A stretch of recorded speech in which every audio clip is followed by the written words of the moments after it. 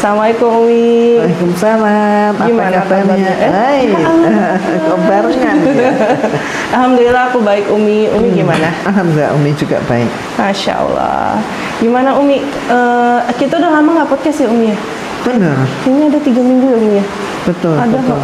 Jadi memang aku juga kangen banget sama Umi.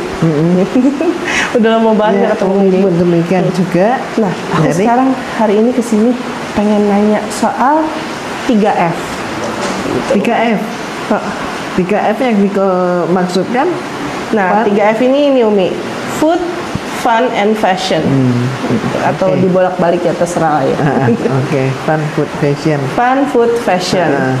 Nah, fun, food, fashion ini kan untuk zaman kita sekarang itu kan sangat lagi naik terus ya Umi ya. Jadi banyak banget orang-orang yang memang suka sekali dengan adanya fun, food, fashion ini, terutama anak-anak Gen Z yang anak muda nih Nah, yang aku pengen tanyakan dan aku pengen bahas di sini adalah bagaimana fun, food, dan fashion ini menjadi bagian dalam kehidupan Islami kita sehari-hari. Oke, jadi gini, fun, food, and fashion ini kita lihat dari sudut pandang mana.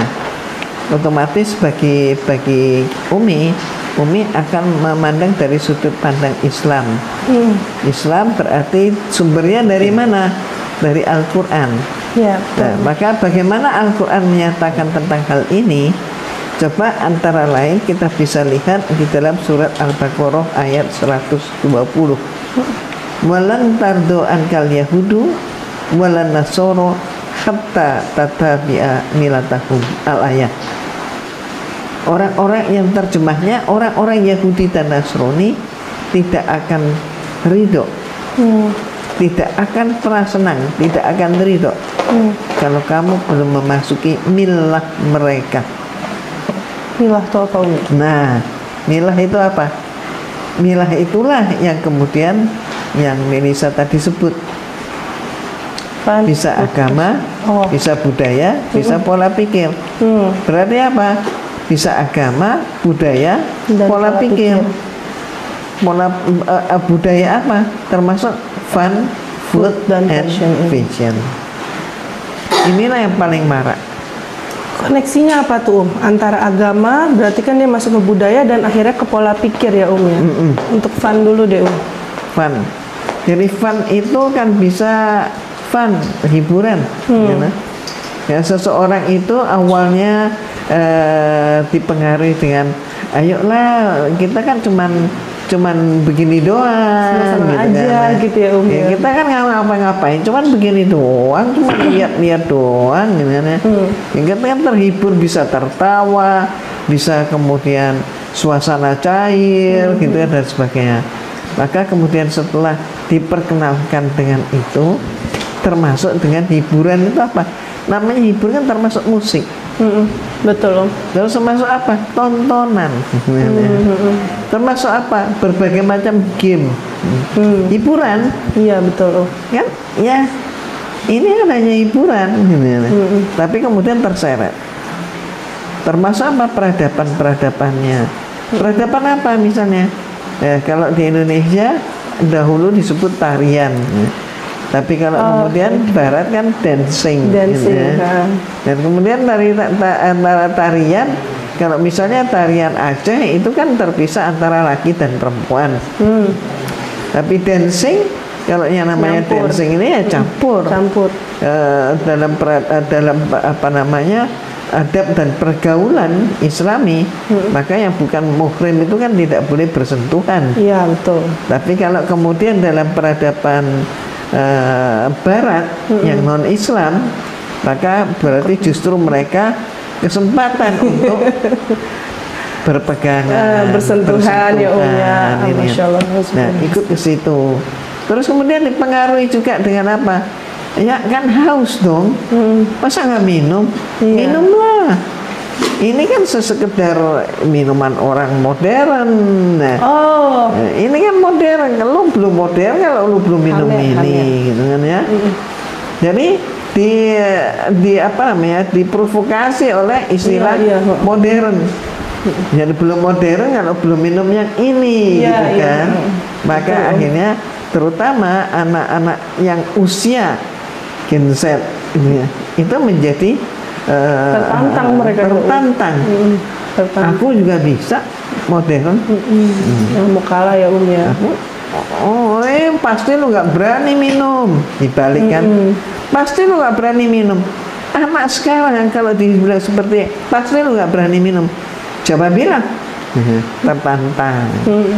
Yang lain misalnya, aku nggak, pasti dia nggak berani minum. Emang aku nggak mau minum. Itu nggak gitu anak sekarang. Anak sekarang, siapa bilang aku nggak bisa minum? Gitu. Betul. Ya. Nah, kalau dalam hiburan ya ya. Nah, kalau dalam fashion nih terutama kan ya wanita berhijab nih Iya kan? Emang benar judulnya berhijab tapi kan sebutannya jilbab. Apa itu? Jilbab yang terbuka. Jilbab yang kasarnya tertutup tapi lekuk tubuhnya masih terlihat gitu. Oh, itu istilahnya jilbab. Jilbab, dibilangnya gitu. Ya justru Bahasa modernnya. bahasa modernnya. Nah, siapa takut dengan modern gitu ya? Iya. Dan beberapa hari yang lalu, kalau nggak salah 2 hari yang lalu, itu Umi membaca di sosial media bahwa pemerintah Arab Saudi MBS itu memberikan suatu peraturan bahwa jamaah umroh akan dikenakan peraturan tentang tata cara berpakaian, tata cara berpakaian yang tidak boleh memperlihatkan lekuk-lekuk itu ya. Iya. Dan polos, tidak tidak boleh ada motif-motif tidak ada gitu. motif-motifnya. Akan dikenakan itu. Jadi jamaah umroh perempuan ya akan dikenakan peraturan memakai pakaian umroh, istilahnya begitu. Iya, bagus itu jadi lebih netral aja semuanya gitu. Ya. Dan sekarang kan ya macam-macam kan. Masih umroh juga, selfie juga bisa.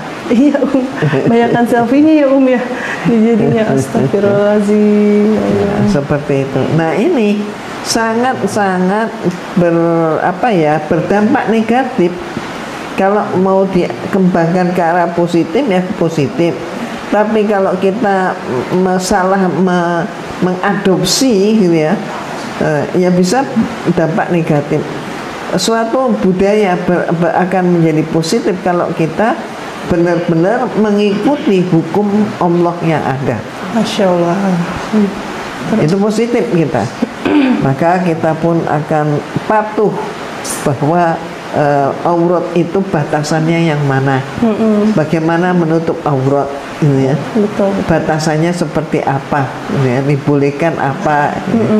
Nah itu kita akan berhasil positif. Iya. Tapi ketika sesuatu peradaban, budaya, peradaban, pemikiran itu kita ambil dari sumber yang tidak Islami, Benar ya ya. yang nggak benar ya. Iya, betul. Hasilnya ya pasti nggak benar. Awalnya orang itu benar, tapi masuk dalam peradaban yang seperti itu. Ya peradaban sekali lagi bisa berarti budaya, pemikiran, ya termasuk budaya ya, itu termasuk termasuk Zaman itu zaman tidak punya salah dengan zaman. gitu ya. Ya Kan gila. nyalainnya zaman sekarang mah begini gitu. Apaan? Zaman sekarang ini kan orang yang hidup pada zaman ini gitu loh. Zaman tidak punya salah apa-apa. Kalau ibaratnya HP itu haram atau halal? HP itu bebas nilai. Tergantung kita punya HP, kita mau apain HP kita. Cara pemakaiannya untuk apa gitu ya. Misalnya Umi punya HP, Umi pakai untuk ngaji. Tapi mohon maaf, berbalikan dengan Umi misalnya, ada juga orang yang pakai HP ngelirik-ngeliriknya adalah ngelihatnya melototin, bukan ngelirik, melototin blue film. Kalau zaman Umi dulu itu blue film ya. istilah itu ada ini. Kalau sekarang R apa? plus. Apa? R plus. R plus. Nah itu. Kayak gitu. Ya seperti itulah. Ya. Kalau misalnya ini kalau kita perluas lagi, misalnya anggota DPR, misalnya para eksekutif gitu ya, misalnya para calon-calon pemimpin bangsa gitu ya, maka dia mempromosikan atau mengenalkan programnya. Itu kan sekarang kan bukan pakai papan white and black. Iya, whiteboard, blackboard, iya. Kan bukan itu lagi. Proyektor. Nah ternyata setelah pakai proyektor, bisa saja kan, kalau orang yang berperangai baik, orang yang memang hati nuraninya bersih, gitu.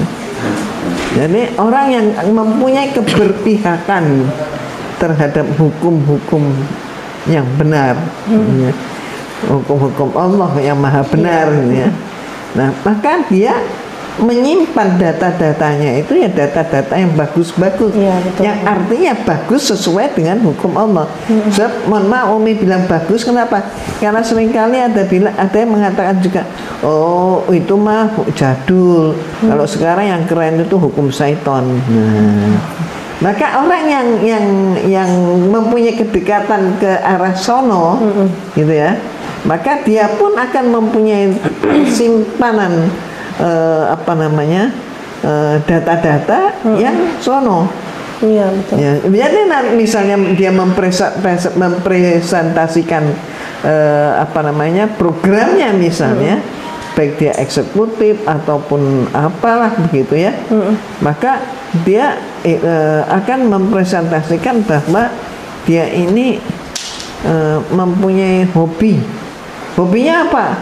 Ada yang menyebutnya hobinya olahraga, hobinya menulis, hobinya puisi, hobinya olahraga sepeda. Iya. Tapi tidak mustahil zaman ini ada yang mempresentasikan hobinya adalah R plus. Film-film R plus. Nggak mustahil. Itu seseorang tergantung juga apa yang dia simpan itu tergantung juga pada orang itu. Kalau seorang pemikir membaca buku, penikmat buku misalnya, yang dia simpan ya buku.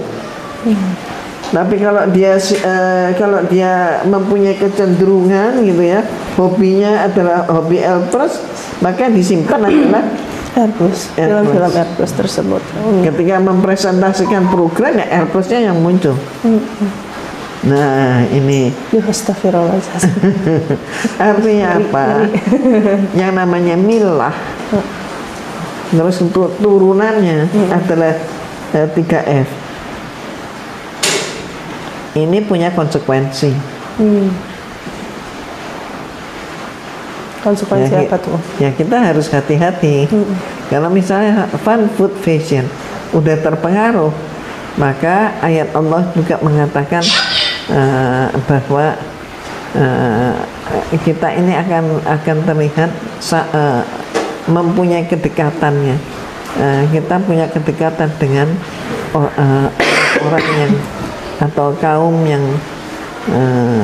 kita senang.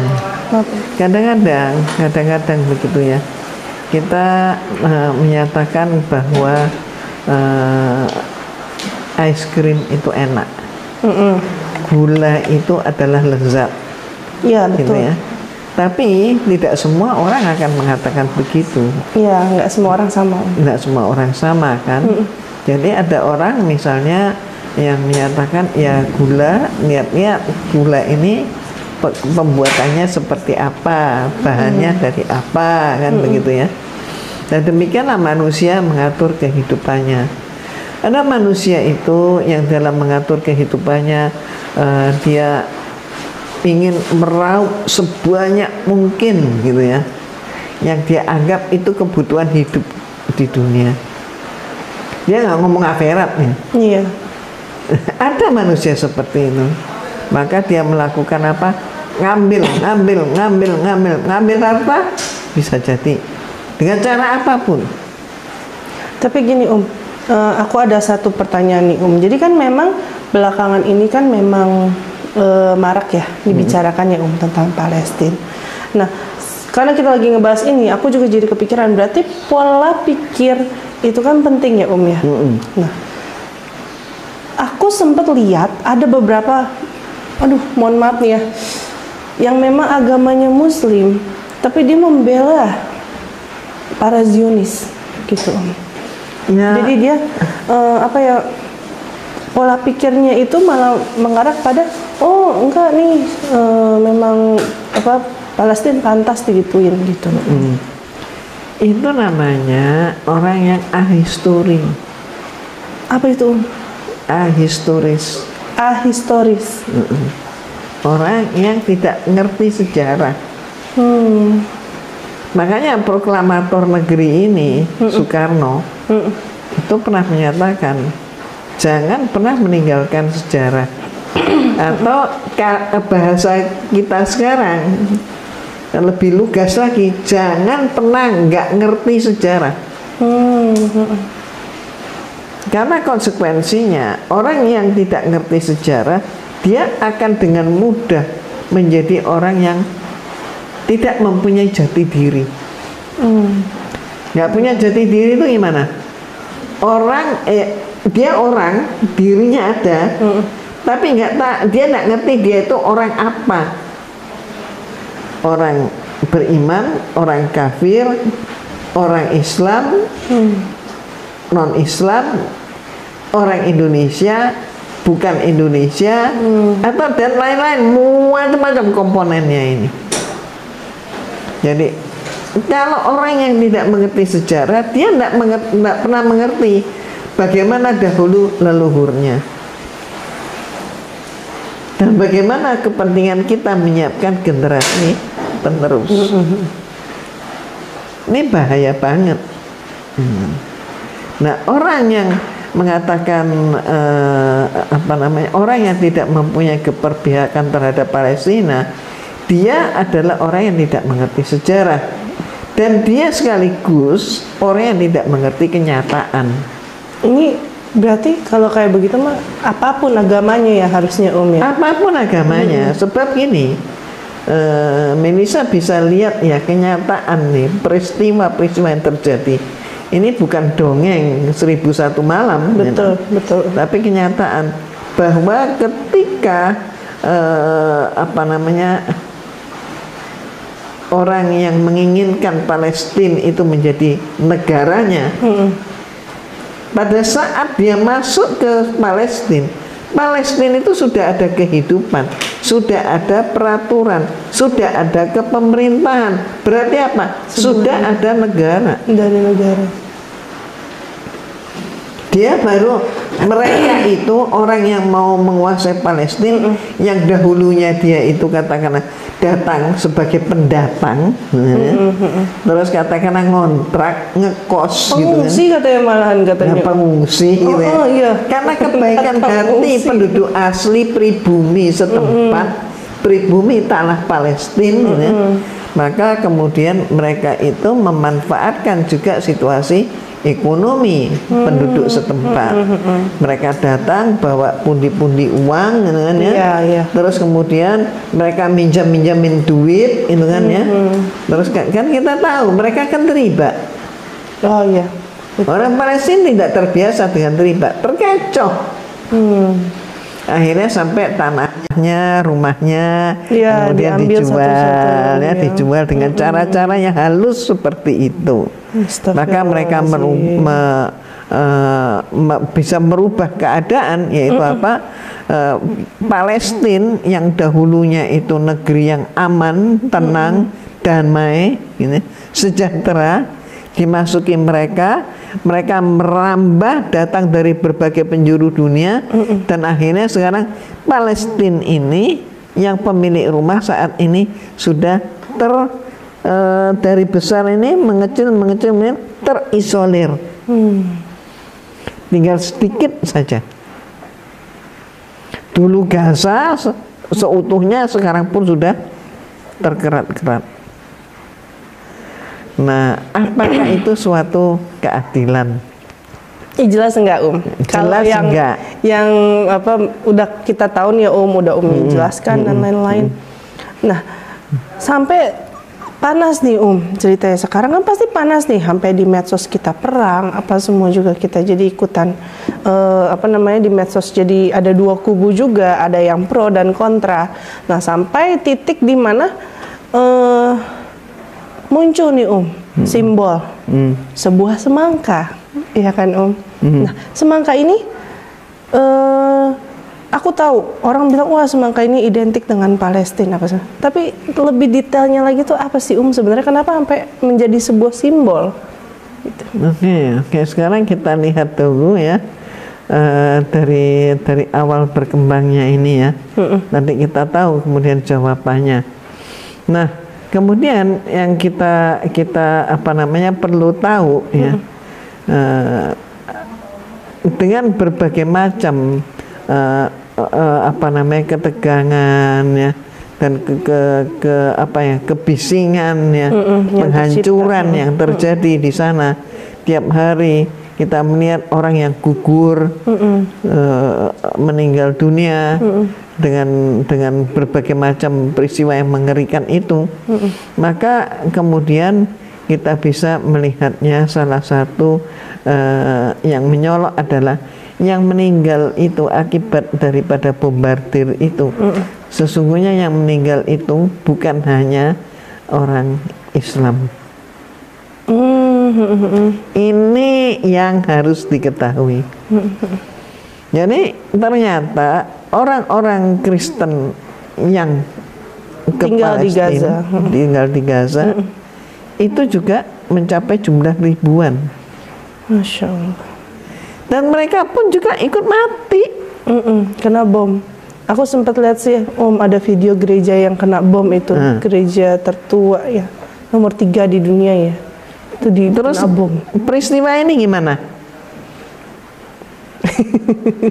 Ya gini memang kan kemarin alasannya katanya ngebom itu untuk mencari suatu organisasi. Tapi sekarang stop sampai di situ. Ya nah, kita lihat dulu nih dampaknya gimana. Berarti kan mereka ini boleh dibilang mau membunuh seekor mau membunuh semut, ya no? Tapi kemudian mereka ini melakukan suatu pembunuhan ya, no? Terhadap gajah misalnya. Tanpa pandang siapapun ya tanpa pandang siapapun. Nah sekarang ada lagi kemarin Umi saksikan di media sosial beredar foto, video asli dari percakapan yang keluar dari mulut pelaku-pelaku yang terekam itu, di mana kita bisa menyaksikan bahwa aparat yang dari sana ada pakai foto petugasnya ya, itu dia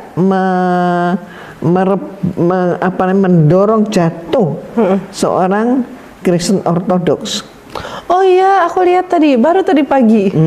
Iya, tahu itu aku videonya. Ya, di dalam kawasan tembok ratapan. Iya, ya, tahu. Terus orang itu si orang itu kayaknya udah usia tua ini ya, sampai topi kehormatannya itu copot ya, sampai rambutnya berkuncir 2 itu juga kelihatan gitu ya. Yang lain rambutnya pendek tapi sengaja kuncir 2 di panjangan. Ya kan? Iya. Itu dihantam habis-habisan, dicaci maki, didorong, kemudian dimasukkan dalam ruangan jeruji. Iya, aku lihat itu Jadi sama-sama Yahudi kan? Iya. Dari sinilah kemudian kita tahu bahwa Yahudi itu sebenarnya terpecah 2. Ada Yahudi karena dia bangsa Yahudi, keturunan Yahudi, tinggal di tempat di Palestina. Ya di Palestina. Tapi Yahudi ini agamanya Yahudi, ini ya. Iya. Orangnya bangsanya bangsa Yahudi, darahnya darah Yahudi. Itulah yang kemudian disebut sebagai Yahudi Ortodoks. Nah, kemudian ada satu lagi Yahudi perantauan. Ya, ini yang disebut juga dengan sering diistilahkan Yahudi Askenazi. Askenazi atau Askenazi. Iya. Ini Yahudi perantauan. Jadi mereka ini ada di Australia, ada di Amerika, ada di Inggris, ada di Prancis, di berbagai negara. Ya. Mereka tidak murni lagi rasnya, keturunannya sudah berbaur, tapi mereka dipersatukan dengan apa? Ideologi Yahudi. Bukan ideologi Yahudi, lebih tepatnya disebut adalah ideologi Zionis. Oh, dari kata Zionis itu dari situ ya? Dari kata itu. Nah, Zionis. Zion itu apa sih sebenarnya? Kata itu melambangkan apa? Itu kalau kita punya duit dolarnya. Oh, enggak apa-apa. $1. Siapa punya dolar? Enggak ada. Itu kan paling atas. Itu kan ada kayak piramida. Oh iya, apa? Piramida gitu. Freemason, Illuminati, apapun itu. Terus kemudian atasnya itu kan mata. Di tengahnya ya, ya? Mata atas atau tengah. Itu mata-mata itu Dajjal. Dajjal. Nah, kemudian kalau kita lihat lebih, mau pause sebentar, wih. Pas dulu. Kita lanjutnya. Ya, jadi ada simbol mata kan? Iya. Ada simbol mata itu, mata inilah yang mata satu, Dajjal bermata satu. Nah, terus yang segitiga itu apa? Simbol apa? Itu adalah gunung, simbol gunung. Piramid. Ya, piramid. Nah, juga bisa dimaknakan apa? Gunung. Gunung apa? Gunung Sion. Oh, iya. Bisa juga dimaknakan simbol segitiga, Trinitas. Tapi oke, ini kita bicara tentang Zionis. Ya, itu simbol Zion. Nah, itu. Jadi beda. Makanya si dolar Amerika. Makanya si petugas tadi, seorang polisi ya, yang terekam itu, dia menghajar, memporak-porandakan ibadah yang dilakukan oleh mereka, oleh Ortodoks, Kristen Ortodoks itu.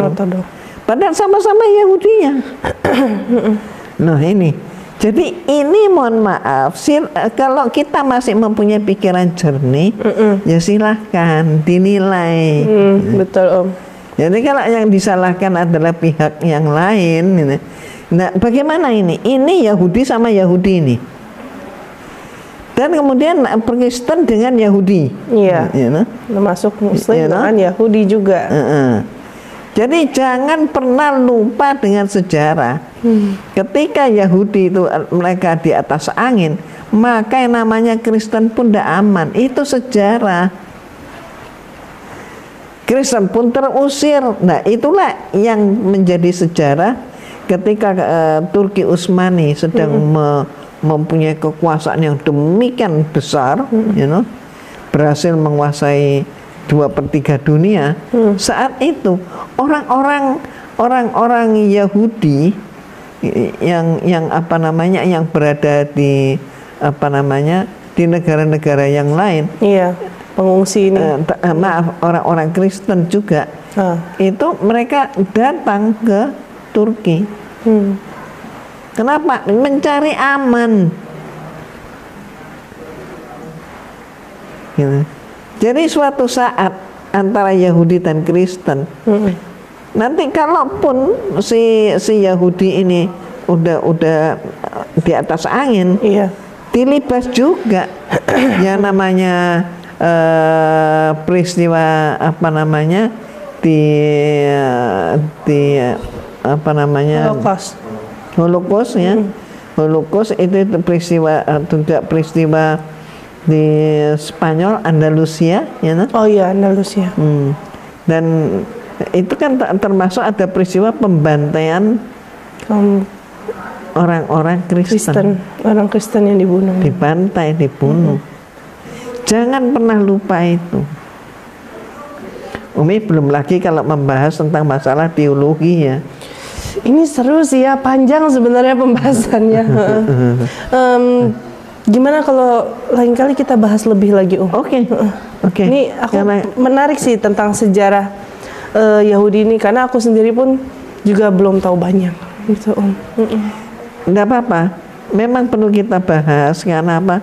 Banyak sekali kita umat Islam yang tidak tahu, karena nggak tahu maka kemudian kita ya pemikirannya juga melenceng gitu ya. Tuh. Nah teman-teman, kita closing dulu untuk sekarang. Insya Allah nanti ke depannya berikutnya nanti kita podcast lagi ya ya. Kita bahas lagi lebih lanjut tentang sejarah-sejarah Zionis dan Palestina. Terima kasih banyak Umi untuk waktunya, udah mau cerita ke aku. Amin. Ya, insya Allah ya ya. Amin. Jangan lupa like, share, dan subscribe channelnya Umi Irena. Sekarang kita udahan dulu. Assalamualaikum warahmatullahi wabarakatuh. Waalaikumsalam warahmatullahi wabarakatuh.